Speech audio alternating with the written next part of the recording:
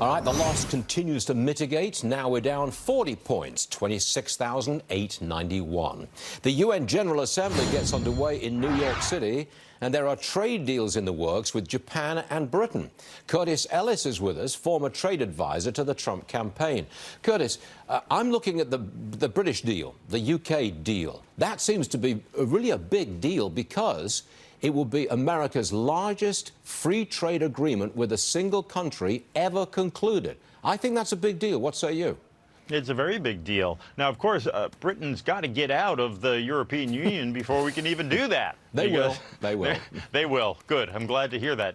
Japan should not be underrated. Look, we're rebuilding the foundations of the post-war alliance here, where we had Japan and Great Britain, our Atlantic allies and our Pacific ally. Put them together, you've got the foundation of a great trading bloc.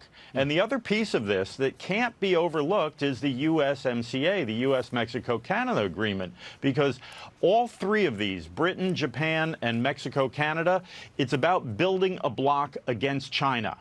And if we get these deals done, we are in a stronger position to get a deal with China or to get no deal with China and let them just wither on the vine and go away the way they want to go.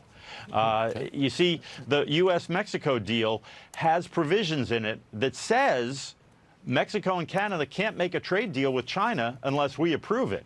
So you see what we're building here, what the Trump administration is building here, is a sphere of influence, a trading bloc that will make North America the best place to do business, the best place to invest, not China. Sounds very positive to me. Curtis, hold on 1 second, please. I want to segue over to the General Motors strike. I want to bring in Grady Trimble. He is in Detroit. Do you have any late news on the strike, which is now in its second week, Grady? Yes, today is the start of the second week. We're told some progress was made over the weekend, but it's not clear how much closer the two sides are to reaching a deal. So this is day 8 that these picketers have been out here. We're told the talks resumed over the weekend. If the analysts are correct, GM has lost up to $500 million because of this strike. On the union side, they're having to draw for yet another week from their strike fund, which they put aside for events like this.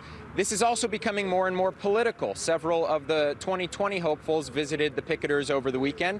Elizabeth Warren, the senator from Massachusetts, was here at this specific plant, and then former Vice President Joe Biden in Kansas City over the weekend. Obviously, they want to show the supporters that they are here for them, but it doesn't hurt that they're gaining their support ahead of the 2020 election. Stuart? All right, Grady, right there in Detroit. I want to go back to Curtis Ellis, who knows a lot about this situation. Curtis, if the General Motors strike had occurred, say, 20, 25 years ago, I think the impact on our economy, GDP, would have been quite severe. But today, I don't see much impact at all. Well, you're right, Stuart. There's two numbers to remember here. 343,000. That's how many UAW members there were in 1970 when we had a 67-day strike. Today, it's not 343,000, it's 46,000. So that's a much smaller number of people. However, if this drags on, it would multiply through the supply chain. All the suppliers for GM, they won't be getting orders. There are thousands of more people employed there. And remember, as your correspondent said, there's a political dimension to this. This is centered in Michigan and Ohio primarily, two key states for the 2020 general election. So it's being watched very closely. Got it. Curtis Ellis, thank you very much indeed, sir. I've got